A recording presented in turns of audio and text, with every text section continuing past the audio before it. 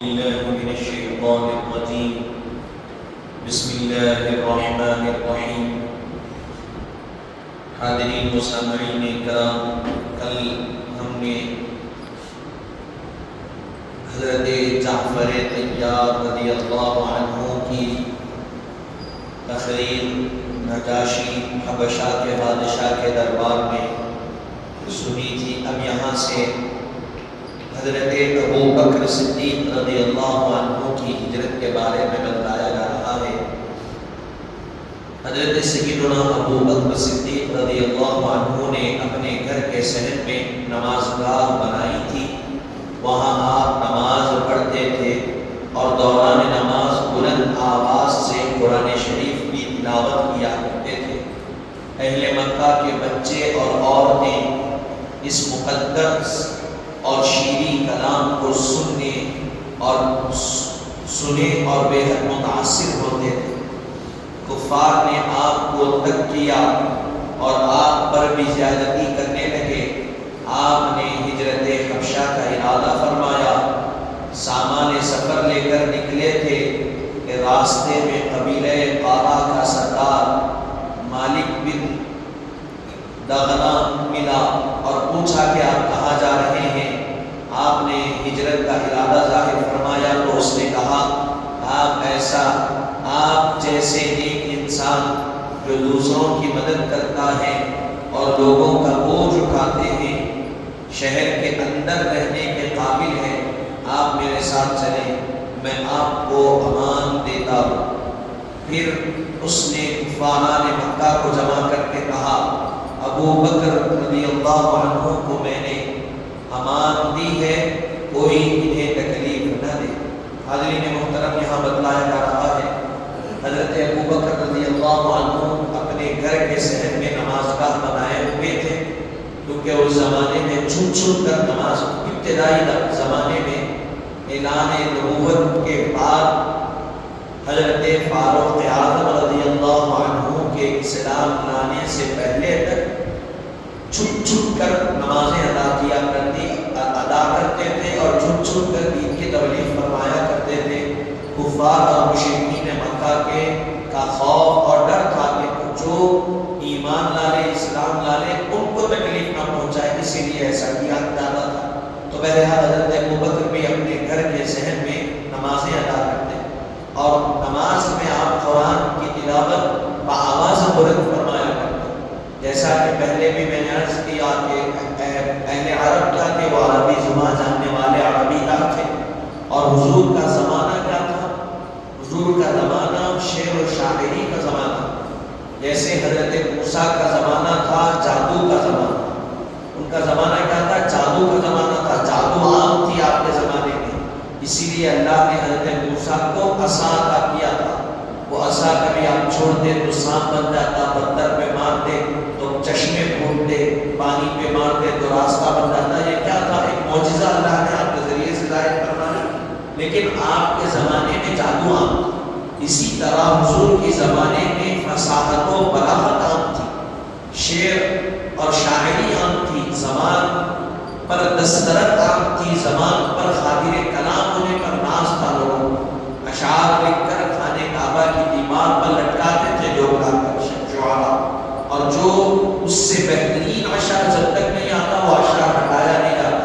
تو بہرحال اللہ نے ویسے زمانے میں قرآن کو نازل کیا، اور ساری فصاحتیں اور بلاغتیں ایک طرف ہے، قرآن کی فصاحت اور بلاغت ایک طرف۔ تو جب وہ اہل مکہ قرآن کی تلاوت کو سنتے، حضرت ابو بکر کی زبان سے، بچے ہو یا عورتیں اس سے متاثر ہو جاتے تھے، اس کے معانی اور مفاہیم سے متاثر ہو جاتے تھے۔ تو مکے کے لوگ کیا کیا؟ آپ کو تنگ کرنا شروع کیا، کیونکہ اب متاثر ہونے کا مطلب کیا ہے؟ لوگ اسلام کے قریب آتے جا رہے ہیں۔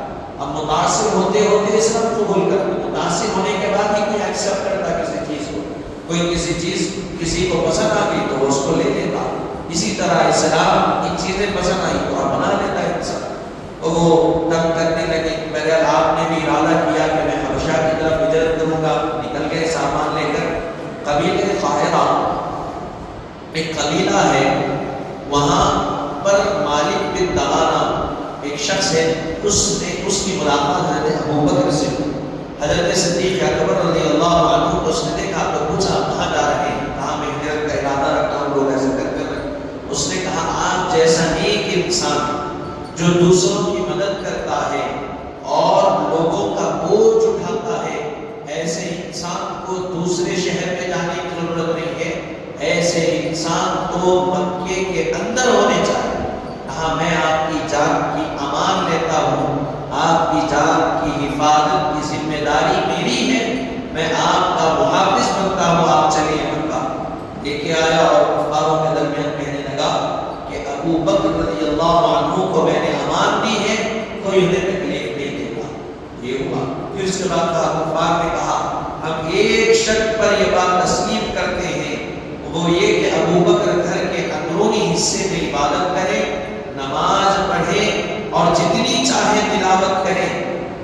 ابن دغانہ نے یہ شرط منظور کی اور حضرت صدیق اکبر رضی اللہ عنہ نے چند دنوں تک اسی طرح گھر کے اندر نماز پڑھتے اور آہستہ تلاوت کرتے، مگر آپ کی اسلامی غیرت نے یہ گوارا نہ کیا کہ باطل خداؤں کی عبادت کھلے طور پر ہو اور معبود برحق کی عبادت پوشیدہ اور خفیہ طور پر ہو، اسی لیے پھر بلند آواز سے قرآن کی تلاوت کرنے لگے۔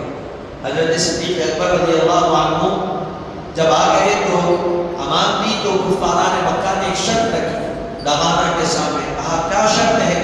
تو کہنے لگے وہ شرط یہ ہے کہ حضرت ابو بکر اپنے گھر کے سب سے اندرونی حصے میں عبادت کریں گے، نماز پڑھیں گے، جتنا چاہے تلاوت کر لیں، لیکن اندرونی حصے میں کرنا چاہیے، بیچ میں نہیں، باہر آواز نہیں آنی چاہیے۔ بہرحال دغانہ نے اس شرط کو منظور بھی کیا، صدیق اکبر نے چند دنوں تک اس طریقے پر بھی عمل کیا، لیکن پھر اسلامی غیرت نے آپ کو ابھارا اور یہ ارادہ دل میں جاگا کہ معبودان باطل کو لوگ پوج رہے ہیں، لات منات حبل عزا کا کے نام پر لوگ چڑھاوے چڑھا رہے ہیں، ان کی عبادتیں کر رہے ہیں کھلے عام پر، جو کہ باطل خدائے ہیں، اور میں خدائے تعالی جو حق ہے اس کی عبادت کر رہا ہوں، تو چھپ کر کروں، کیسے کروں؟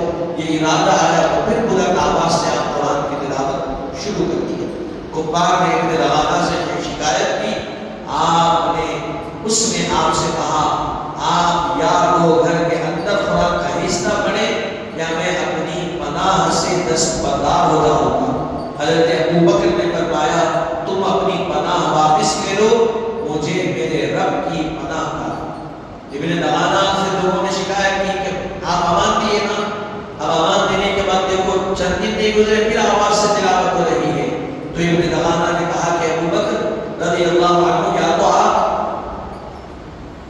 گھر کے اندرونی حصے میں تلاوت کریں یا پھر نہیں تو میں اپنی امان واپس لے لوں گا۔ حضرت ابو بکر نے ارشاد فرمایا رضی اللہ عنہ نے تو اپنی امان واپس لے لے، مجھے میرے رب کی امان کافی ہے، میں اللہ کی امان میں ہوں، میرے لیے وہ کافی۔ تو یہاں حضرت صدیق اکبر رضی اللہ عنہ کا یہ واقعہ یہ کب ہوا؟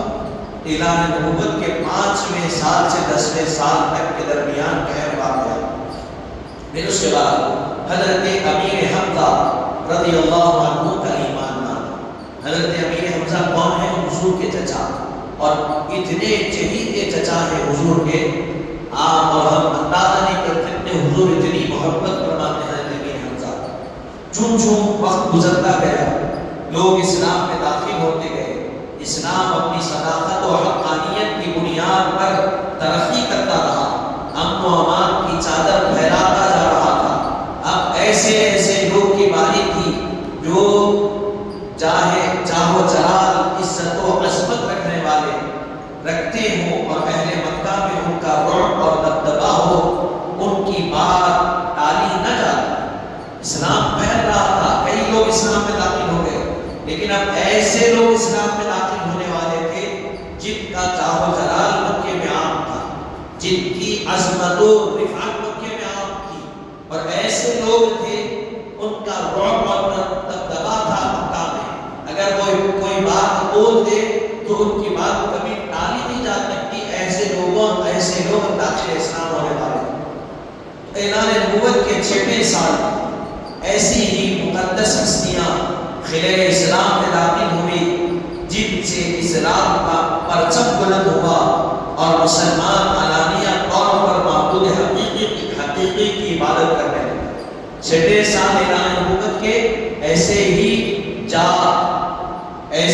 عظمت ہستیاں اسلام میں داخل ہوئی جن کے ذریعے سے اسلام کو تقویت نصیب ہوئی، اسلام کے پرچم کو بلندی نصیب ہوئی۔ تو میرے آپ فرما رہے ہیں حضرت نبی کریم صلی اللہ علیہ وسلم کے چچاؤں میں سید الشہداء عم رسول اللہ حضرت سیدنا امیر حمزہ رضی اللہ عنہ ہیں، جو آپ سے چند سال پہلے پیدا، حضور سے چند سال پہلے پیدا ہوئے تھے اور آپ کو بہت چاہتے تھے اور آپ کے رضائی بھائی بھی تھے۔ حضرت امیر حمزہ حضور کے چچا بھی تھے، حضور سے چند برس پہلے عمر میں بھی زیادہ بڑے نہیں تھے اور آپس میں بے انتہا محبت بھی تھی اور حضور کے رضائی بھائی بھی تھے آپ، اور بڑی بہادری اور دلیری رکھتے تھے آپ، بہادر تھے، دلیر تھے۔ آپ صبح شکار کے لیے جاتے تو شام گھر کو واپس کرتے، صبح میں شکار کو جاتے تو شام میں گھر کو واپس کرتے، پھر خانہ کعبہ کے طواف کے لیے آتے اور اس کے بعد قریش کے سرداروں کی محفل میں بیٹھتے۔ آپ کا روز کا معمول کیا تھا؟ صبح ہوتی شکار کو جاتے، شام میں واپس آتے، پھر خانہ کعبہ کا طواف کرتے، پھر اہل مکہ میں قریش قبیلے کے سرداروں کی جو میٹنگ ہوتی، محفل ہوتی، اس میں آپ بیٹھتے۔ ایک دن معمول کے مطابق جب شکار سے واپس لوٹے تو آپ کی بہن حضرت صفیہ رضی اللہ عنہا نے کہا کیا تمہیں معلوم ہے آج ابو جہل نے تمہارے بھتیجے کے ساتھ کیا گستاخانہ برتاؤ کیا؟ یہ سن کر حضرت امیر حمزہ اپنی تیر کمان لے کر نکلے اور ابو جہل کے پاس پہنچ گئے اور کمان سے بڑی قوت کے ساتھ اس کے سر پر مارا، ایسا مارا کہ اس کا سر پھٹ گیا اور کہا کیا تو نہیں جانتا میں بھی ایسے ہی دین میں بھی انہی کے دین پر ہوں۔ یہ دیکھ کر قبیلے بنو مخزوم کے لوگ ابو جہل کی مدد کے لیے آئے تو اس نے یہ سوچا کہ کہیں بنی ہاشم سے بنی مخزوم کی جنگ نہ چھڑ جائے، کہا چھوڑ دو، میں نے آج ان کے بھتیجے کو بہت سخت کہا ہے۔ حضرت سیدنا امیر حمزہ نے جب اسلام قبول کیا تب چند اشعار کہے جن میں سے ایک شعر یہ ہے حمدت اللہ حین ہدی فوادعی الی الاسلام والدین خفیفی، یعنی آپ کہنے لگے میں اللہ کا شکر ادا کرتا ہوں کہ اس نے میرے دل کو اسلام کی توفیق عطا فرمائی اور دین حنیف کی جانب مجھے ہدایت نصیب فرمائی۔ تو یہ حضرت سیدنا امیر حمزہ رضی اللہ عنہ کا واقعہ، آپ کی بہن نے کہا کہ حضرت رسول پاک کو ابو جہل نے بڑا برا کہا، سخت جملے اس نے کہے تھے، تو یہ سن کر آپ غصے میں آئے، غضب میں آئے، جو تیر کمان لے کر شکار کر کے واپس آئے تھے وہی تیر کمان لے کر واپس گئے اور اس تیر سے، اس کمان سے ابو جہل کے سر پہ مارے تیزی سے، اس کا سر پڑ گیا اور کہنے لگے کہ کیا تو جانتا ہے تو میرے بھتیجے کو ڈرا کر کیا سمجھ رہا ہے؟ سن، امیر حمزہ بھی اسی دین پر ہے جس دین کی میرے بھتیجا محمد عربی دعوت ہے، یعنی میں بھی وہی دین کو قبول کرتا ہوں۔ چنانچہ آپ اس وقت داخل اسلام ہوئے۔ یہ ایسی برگزیدہ ہستیاں ہیں جن کے اسلام لانے، اب یہاں سے حضرت عمر کے اسلام لانے کا واقعہ بتلایا جا رہا ہے جس کو ہم کل سماعت کریں گے۔ یہ ایسی برگزیدہ ہستیاں ہیں جن کے اسلام لانے کے بعد اسلام کی 2 جماعتیں بنی، ایک جماعت کے امیر حضرت امیر حمزہ بنے، ایک جماعت کے امیر حضرت عمر بنے، اور دونوں قافلے حضور کے دولت خانے سے نکل کر مکے میں نعرے لگاتے ہوئے پہنچے اور پہلی مرتبہ ان دونوں کی کمان میں نماز ادا فرمائی، یعنی ان دونوں سے حضور نے حضرت عمر کے بارے میں دعا فرمائی، اللہم اعز الاسلام بعمر، ارشاد فرمایا اے اللہ اسلام کو عمر کے ذریعے سے عزت نصیب فرما، تخفیت نصیب فرما، دعا فرمائی، اور حضور کی دعاؤں کا نتیجہ حضرت عمر داخل اسلام میں، حضرت امیر حمزہ داخل۔ یہ ایسی ہستیاں تھیں جن کے سامنے مکے کے بڑے بڑے مشرکین آنے کے لیے سوچتے تھے کہ مقبولیت ایسی ہی ان کی ہر چیز